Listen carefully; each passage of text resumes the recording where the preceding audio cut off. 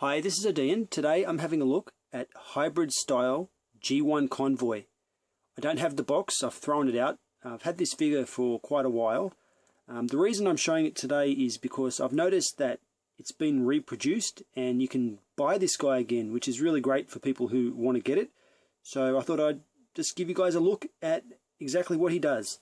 Here you can see pretty much everything that comes in the box, and hybrid style Convoy looks really a lot like a good classic Optimus Prime. Like when I say classic, I mean, you know, the way he looks in the cartoon. He's very cartoon accurate.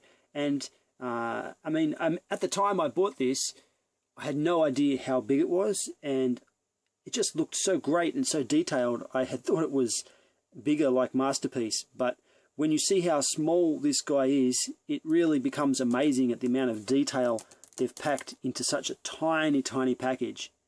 To illustrate that, I've got my ruler. From the bottom of his feet to the top of his head is about 10, maybe 10.5 centimeters.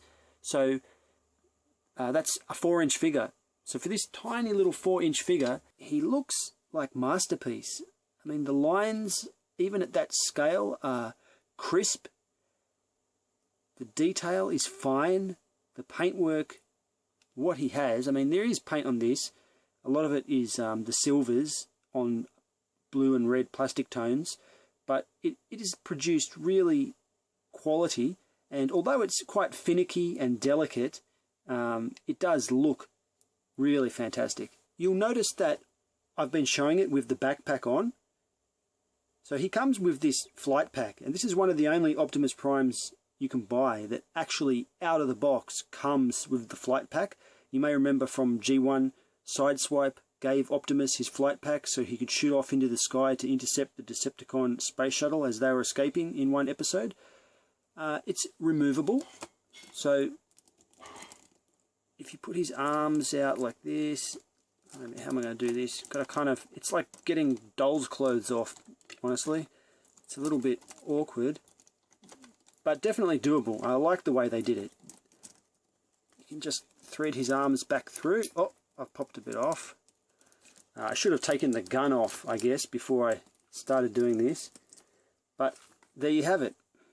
Now, in and of itself, this is a really nicely detailed part, and I would have bought this. So I've bought flight packs for Optimus Prime, like my G1 Optimus Prime, and this is better than that.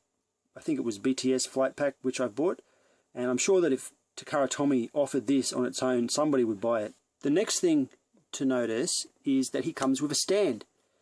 This stand can unplug from a shiny Autobot symbol. You can see it just fits into that triangular bit in the forehead.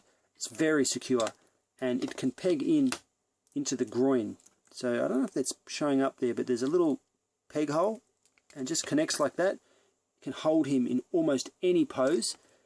It's rotatable, so it can actually hold him fantastically well. It's really well thought out and strong enough that this figure can be posed any which way that you like. Sadly though, the red chrome on the face of mine is starting to chip. I had put this into a plastic Ziploc bag quite a long time ago and just forgotten about it, and I didn't think I was too rough on it, but it must have been banged around a little bit, whether I thought I was doing it or not, because flakes have started to come off. I'm a bit disappointed with that because he's a really nice display piece, and this is a really nice display base, and I was hoping to put him back on display, but that looks a little bit rough now. I'm tempted to go and pick up another one, but it is a bit pricey, so I'm going to have to give that some thought. Optimus comes with his signature ion blaster, and this is one of the best renditions of this gun that I've ever seen for an Optimus Prime. It's a pity it's such a small size though, but one of the cool features of this gun is that what looks like a clip or a magazine can bend sideways. So I haven't got the other fist on him at the moment, but that popped the ball off. You can see he does have ball joints in his arms there. You can kind of get him to reach over and grab the gun by the other handle if you use that, and that's really useful. It can flip over either way to get out of the way for various poses as well. Here's a little bit clearer look at that. So again, this is very tiny. much smaller than what you would think. From end to end, 4 centimeters, so that's a very small gun. I'm going to give you a good 360 look all around this guy now, because he's quite impressive. The first thing before I do that though is I'm going to note these wheels are rubber wheels. No crappy plastic here, actual rubber wheels, and I've had this for a long time and they haven't split. So it looks to be nice quality rubber. Given in a good turnaround. I don't know if it's showing up, but the eyes are painted a quite nice bright blue, but because they're so tiny it doesn't really pick up in the light that much. You can see he's got his nice his nappy style green guard there. Nice chrome on his fuel tanks, chrome on the smokestacks. Moving around to the back, he's got good detailing showing the sort of cartoon accurate bump on the back here, and looks pretty good from every angle. Very nice. Maybe showing the feet a little bit. He's got that masterpiece style foot, as well as the vent detailing in the front of the leg. Highly detailed and very attractive. Optimus's chest can open up, as any good Optimus should, to reveal, guess what's inside? Hot dog, some coins. No, this tiny little itty bitty matrix of leadership, and it just sits in there. Popped out when I was getting it. I can hardly handle it, it's so small. I have to use something to grab it with because my fingers just can't grab it. It's so tiny little thing. And there's a more close-up look of the matrix of leadership. No see-through paint here. No see-through plastic here. It's just paint. But given how extremely small that is, I would have been surprised if they could do any more than what's been done here. Here's a good look at the chest cavity. It could have had a bit more technical detailing, I guess, in there. But it is very tiny, and I doubt that it would have been cost effective to do it. But I would like to see that some of those lines painted colours like wires or something. You can see that he does have the multiple panels that shut up. It's done very, very well. On par with the original way Masterpiece Optimus Prime, the very first one, opened. And this is from not too long after that period, in fact. Let's talk about posability. So we've got this up and down at the shoulder and the forward shrugging, as well as rotation like this. That's a ball joint. You saw it pop out before. Got a swivel at the bicep and about 90 degrees at the elbow. Now the hands do pop off. I've got one of the gesturing hands on here. On the other side you can see the kind of standard gun holding hand. The head is on a ball joint, somewhat limited, but does have a cut at the back. So only limited with the wiggle, but the upways looking is quite substantial. We've got this movement of the nappy section here. I shouldn't call it a nappy section. It's Optimus Prime of his groin guard or crotch guard, as well as a swivel ball-like motion there. So it's a kind of cut joint and a rotation at the thigh. And then we've got this knee, and it is double jointed. So you can see he's probably got more movement at the knee than almost any other Optimus Prime that you've seen before. And you know what? I think I might have this maltransformed. This probably goes that way. So he's been looking uglier than he had to. This is the right way to do it. Sorry about that. The foot also has up and down and tilt. So for its time period, this is one of the best articulated figures that existed. He does also come with a full trailer, and the trailer looks absolutely fantastic. And I mean, there's not much more that you could ask from a trailer. This is one of the top trailers ever made, I think. It goes probably hand in hand with the current MP10 trailer for how good it really is.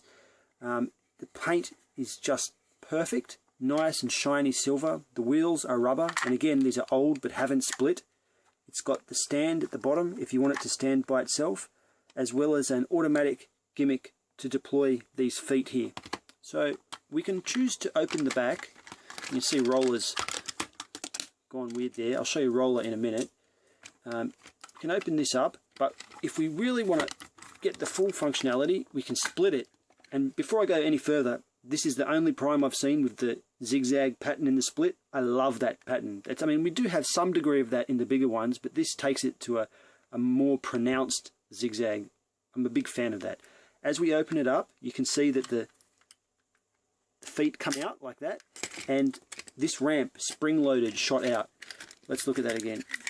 It's not going to do it now. Go in, and out comes the ramp. The command station, or I don't know, is it a weapons platform or a repair bay, or however you like to think of the back part of Optimus Prime, can deploy in all the traditional ways. Can open up, although it's far too small to fit any kind of figure in there, and it has a little seat that has a well for feet to go into, so maybe some model people, you could get it from another source, might be able to fit in there, but it doesn't come with a person. We've got the antenna, the grasping claw. The claw can open up just like you expect. Pretty nice. Now these boxes bend down like this, and if you look in the other side, you can see these are storage bays for all the extra hands. So Prime comes with 4 sets of hands, and 3 of them are in here, 1 of them are in use. And going back to Roller also, it looks really nice. He's got a really tight paint job. Nice little yellow painted on there, blue painted on the seats, very nice silver paint here, and a see-through section at the back there. And they've just gone that little bit extra. It's not a light, it's just detailing. So they actually went to the trouble of a whole separate piece of plastic to go in there with a see-through pink piece of plastic. Now there's no other see-through pink on the whole toy, so they could so easily have skipped that, but no, they wanted to put it in, and there it is. So I did mention that these wheels can turn. They're connected together. You can see if I move one, they do all move. Now that's pretty fancy. Where's the gun? I just want to show you how the gun, if the gun can peg in. I can't remember if the gun pegs in or not, so I'm going to swing that out of the way. Another reason probably swings out of the way. How does this work? Flip that over. Sorry. That flips down. This flips out. And it pegs right in like that.